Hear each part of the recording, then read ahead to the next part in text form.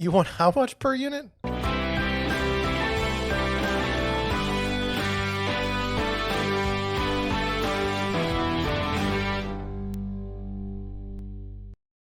Good afternoon. So I have this story today, and I'm going to take it in a different direction than I normally would. I think it's not an easy thing to discuss, so just bear with me. But I found this article about a condo board, very very fascinating, and I wanted to share it with you. And then I wanted to go over kind of what I see. So here's the article, and it says the headline is with 10 million plus renovation pending, Shoreline Towers owners seek to recall the HOA board. And so this goes into this whole idea of what I see as a huge issue with condos, and that is there's maintenance that needs to be done on any building, your house, your government buildings, anywhere.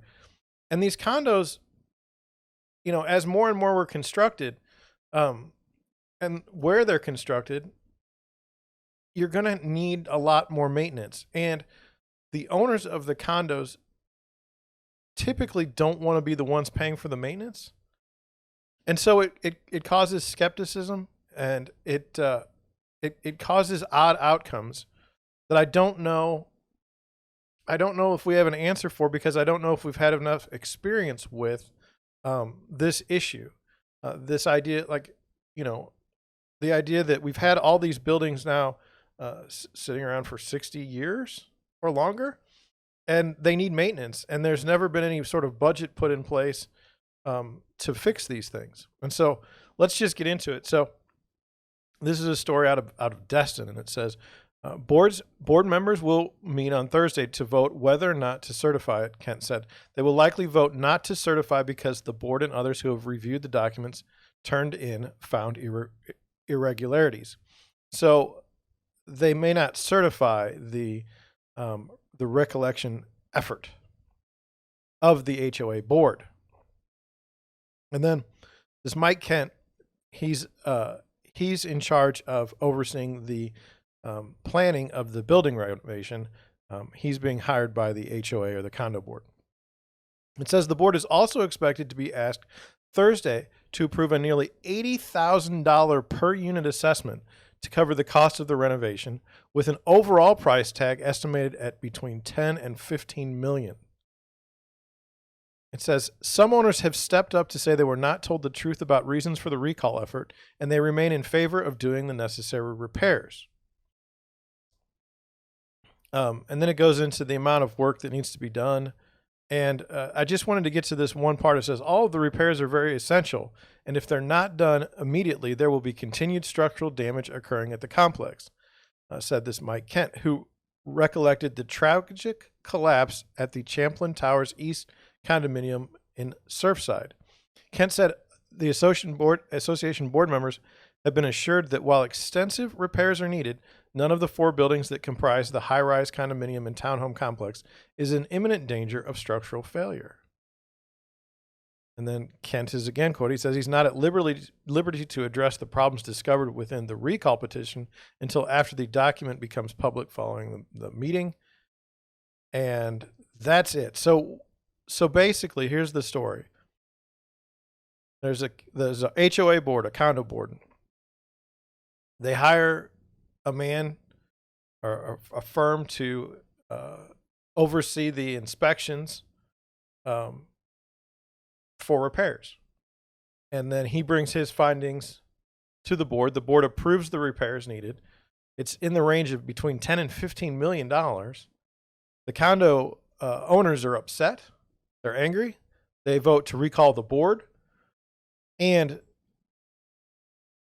that's the issue, is there may well be repairs needed, but there's a skepticism or even a flat out denial of an opportunity to make these repairs.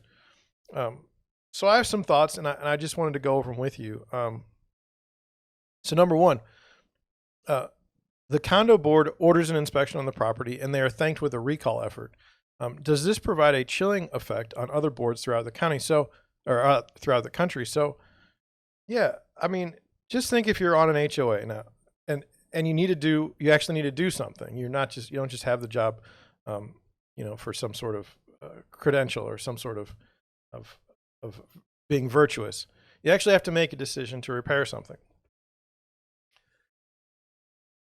What happens when repairs do need to be made, and it's very unpopular, and you're going to get you're going to get a recall effort after you, or you're just going to have generally people that are in your neighborhood that don't like you and don't want to be near you.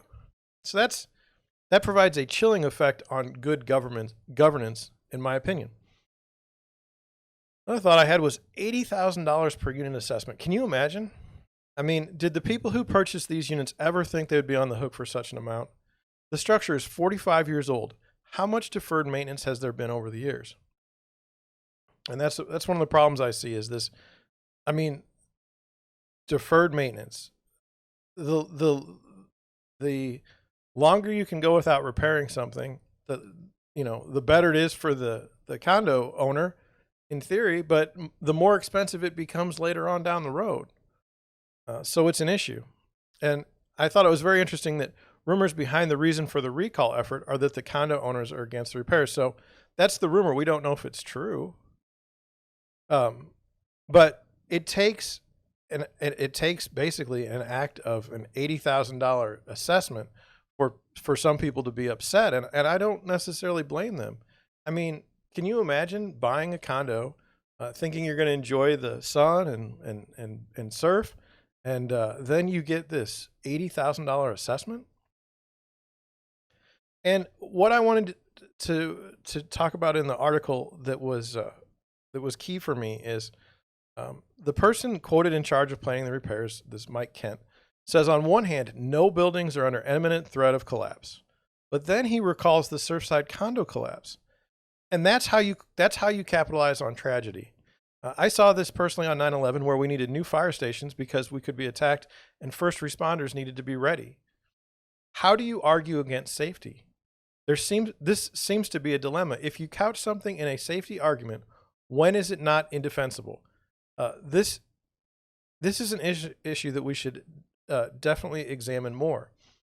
So if I want something done in the United States and I say that it's a safety issue, I have the upper hand on the argument at all times.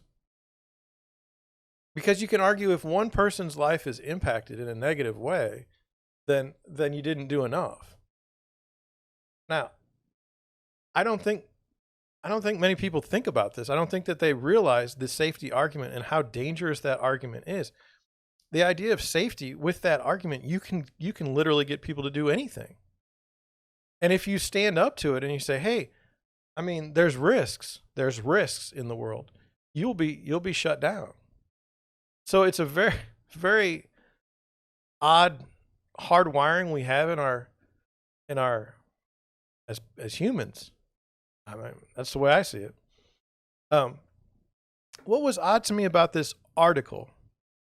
Why isn't the condo board president or the HOA board president speaking out about this? Shouldn't there be someone on the board speaking out about this? Why is the fellow paid to be in charge of the repairs the one to speak to the media? And I found this to be a very strange story, but it highlights this issue perfectly. There may very well be maintenance issues with the condo. It's 45 years old and on the beach. Bound to be repairs needed. The owners of the condos don't want to be on the hook for the repairs, and can you blame them? Does anyone want to be on the hook for repairs? So, think about it. Let's say you have a single family home, and there's a hailstorm, and it takes out your roof. Well, you call the contractor. The contractor talks to your insurance company, and you end up with a new roof. Now, I don't want to get into that whole issue, but there's this idea that you have this insurance that pays for these damages, and that's why you buy insurance. These people are being asked to foot $80,000 per unit. Okay, no insurance, nothing like that. Whoever wants to be on the hook for repairs? I mean, if you don't have to spend money, you're not going to, if you're not required to. And the action by the owners to recall the board under allegations of false representation is strange. So to me, I don't understand why they didn't just come out and say, well, we are trying to recall the board because they made these terrible decisions with regards to these repairs. But part of me says the reason why they didn't do that is because of the safety issue. You can't gain any sort of mass approval or traction by saying that we're against safety. It doesn't work. And so I'm trying to explore this issue a little more. And so is there a way that the majority of condo owners would ever believe the experts that repairs need to be made? This seems to me like the issue. It seems to be no trust in the process. And this is where I wanted to kind of turn the article into the way I see it. And I say, are there ways to improve trust? We used to use professionalism to create trust, but people are starting to see that the credentialed class isn't always operating in anyone's best interest other than their own. And by invoking the Surfside condo collapse, in this particular case, in the Surfside condo collapse, they keep adding more engineers, more credentials, and say they will study the issue for as long as it takes. At what point are these people profiting on a tragedy? And that's not my accusation specific to this issue, but at some point, those statements are not helpful to improving trust amongst those who are already skeptical of the credentialed class. And I just wanted to point out, you have the NIST, okay? And they're a government agency, and they've got that says it starts off on June 30th. The NIST will conduct technical investigation into the collapse of the Champlain Towers South condominium. Okay, that's on the 30th of June. So we look at that article, and it says right here in the article, the effort will take time, but we will work on this as long as necessary. Okay, well that's great.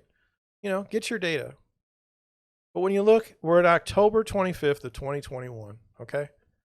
And in this article, in this update, it says this update will not provide any conclusions as the investigation is ongoing, but will introduce a new project that has been added to the investigation, as well as new members of the National Construction Safety Team carrying out this work.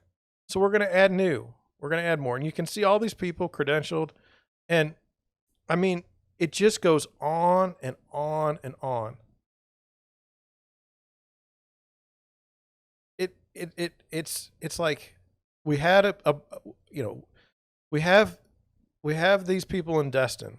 They're being told that you don't want the Champlain Towers incident to happen to you, do you? You need to pay this $10 to $15 million.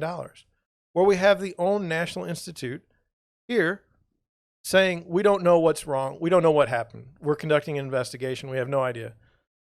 So nothing's really been settled, but you're using that as an excuse or as a justification for those repairs.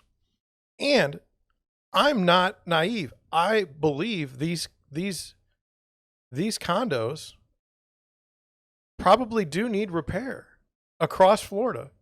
From the humidity and the heat and the weather conditions. I mean, it's an issue. But my thing is how would you get people to believe that repairs need to be made by quote unquote experts when the expert or the professional class or the credentialed class has lost so much respect, so much cachet with self-serving interests over time? Now, this may be might be one of the more controversial positions I've taken, but we need, for an effective society, we need for people's safety. I can argue the safety argument. These buildings, there needs to be a way to have this set up differently, because people are getting shocked by these assessments. And we should all know across the country that condos are going to need repairs, some more than others. It's just a question of who does the repair. Do you trust the people that are making these reports? And what are these people doing to earn your trust so that you can utilize their quote unquote expertise? It's got to be more than just the credential at this point, because we've seen what the credentials are doing. So that's what I have today. Maybe this video gets some traction.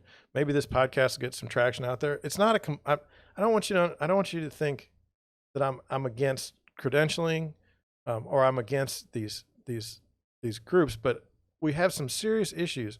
And in this article, they are all being shown. we have safety, we have construction, we have the credentials, we have all these things that are kind of affecting us as a society in one example, and that's why I wanted to bring it to you. So with that, I'm going to head out. Thank you for watching. Thank you for listening, and I will catch you on the next one.